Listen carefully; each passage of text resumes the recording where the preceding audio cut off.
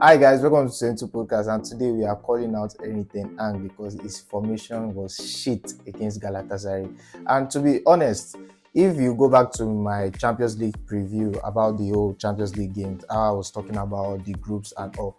I said it that Galatasaray is not a small club. When you think of Galatasaray, the Turkish league, you think of retirement league, like that's where old players go to. Yes, I know there are a couple of old players there, but when you look at this Galatasaray team in particular, they have players like Mentes from Napoli. They have players like Icardi from PSG, and some couple other like good players like Zaha and the rest. And this is not a team you can gamble with. Honestly, Amrabat playing in left back is just unheard of. I don't know what he's trying to achieve here, but I think if you have put your defenders there, probably just put Lindelof there. Just put another defender there. If you're a true Manchester United fan, you've been watching your games week in and week out. One thing is constant. Casemiro can't do the job on his own again. And I know that's the reason why Erik ten Hag went on and gets Sofia Amrabat. Now, this guy, Casemiro, is a great player. He has played over 220 games at Real Madrid. He has 2 red cards to his name. Now, in Manchester United, I think this season he already has 2 red cards already. Like you're not even talking about game with 10 yet. He has not even played up to 20 games this season, and he already has 2 red cards. One thing that's telling you is that it's not as if he's stupid because he has to make rash decisions sometimes just to take one for the team. Probably they were open and all. So Sofia Amrabat is supposed to be in the midfield.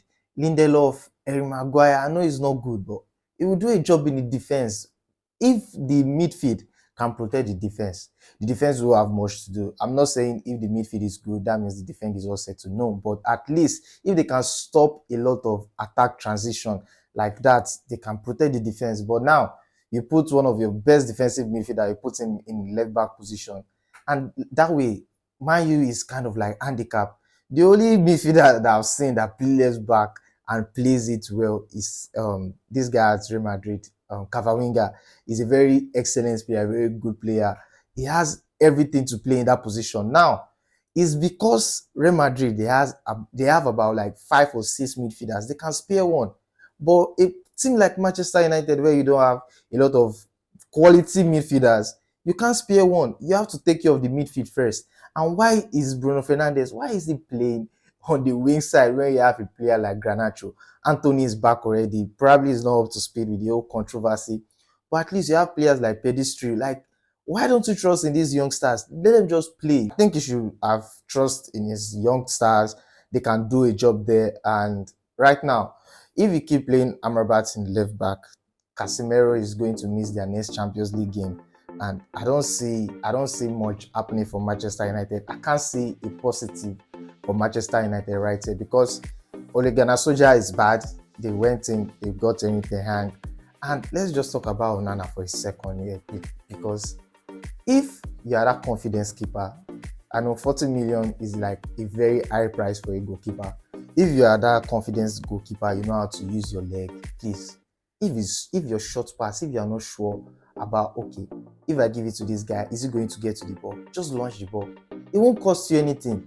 You're not getting extra credits playing from the back. Just launch the ball. If your coach is going to complain, let him complain. Take the blame rather than cause a goal. When you are causing a goal, you are demolishing your own confidence because he's a very confident guy, always coming out saying, okay, I know I'm at fault, blah, blah, blah. But how long are the fans going to hear that? How long is your manager going to take that? Because Onana on himself has scored about 4 goals this season, if I'm not mistaken, or exaggerating. He has scored about 4 goals this season. You are supposed to be a better version of David De Gea. Seriously, if they can ship David De Gea out, a player that has been there for over 10 seasons, that has been saving Manchester United, he won the Golden Glove, Premier League Golden Glove last season. And they brought you in to be an upgrade because, okay, you are fairly good with your hand and you are excellent with your leg. Now you are just showing them, you are making everyone look stupid. Like, why did they pay this price for you?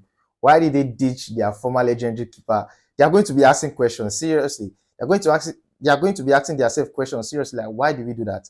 Why did we send DJ away? Because this guy that we just brought in, this is the same reason why we are complaining about DJ. He cannot use his leg. And now you that you're well known for using your leg, what are you doing? You're making silly mistakes in Champions League. seriously, I don't see Manchester United going out of this group. And if they will go out of this group, at best, if they are not careful, they are going to be shipped to the Europa League again for another consecutive season under Erik ten Hag. He created just 2 chances and he converted the 2. Very, very good. Rasmus Clinical. But right now, you have to do more defending because they could have made it 4 with the penalty. Icardi missed that and he made up for that later after a few minutes. This Manchester United was start since 1986. How long is that? I can't even calculate it in my head. If this is your worst start from 1986, you know something is wrong. Something is going horribly wrong for them. And that's where it is with Manchester United. I kind of like underrate how good Bellingham was in the beginning of the season. The guy is just something else. Every team right now, there's no coach in Europe right now that is, we will say, that is not jealous of what Madrid have on their hand. And Madrid is this kind of team where they have overloaded their midfield. They have about 6 or 7 midfielders in their team. Right now, they are playing with 4 midfielders because they don't have much attackers, so they are limiting the attack to just 2. So the last time when Ancelotti tried to play Bellingham as a 9, he saw that that was not good enough. The guy needs to be on top of that midfield. He has to play as a 10 there. And his kind of 10 is not the kind of Musiala 10 because he's not that good with very, very slick dribble, one-on-one, 1v1. He's not good, but he has strength. He has this quick thinking. The guy IQ is out of this world. And a lot of people are already comparing him with Zidane, but I don't want to hear that comparison because Zidane was on another different level. Zidane was up there with the best. So when we talk about this kind of team, they are this kind of team that you don't even need to enter your box to score a goal. Most of their goals this season, about half of the goals they've scored this season have come from outside the box. We see player like Cruz against Atletico. Now, what Valverde did is just like, this team, they don't even need to tap inside your box. They don't need to get inside your box. I was expecting the game to like end in 2-2 because nothing was happening from both of those teams. Rashkelia was missing his chance. He was just trying to do something Osimhen will not be happy about. And Real Madrid, they were trying to tap in and it was not just working. The Valverde was like, okay, fuck this. Let's just play this shot. He earned his team a goal, although they didn't register the goal with his name, but he earned his team a goal. And the 3 points is the most important thing when it comes to Champions League. Comment section below, I want to know what you guys think about Manchester United. Do you think they are going to be shipped to Europa League again? Or do you think they are just going to get out of this Champions League campaign and Europa combined because they are last now in their group? This is unheard of and it's very, very terrible. It's looking very, very bad for them. So I want to know what you guys think about them, if you have any hope for them.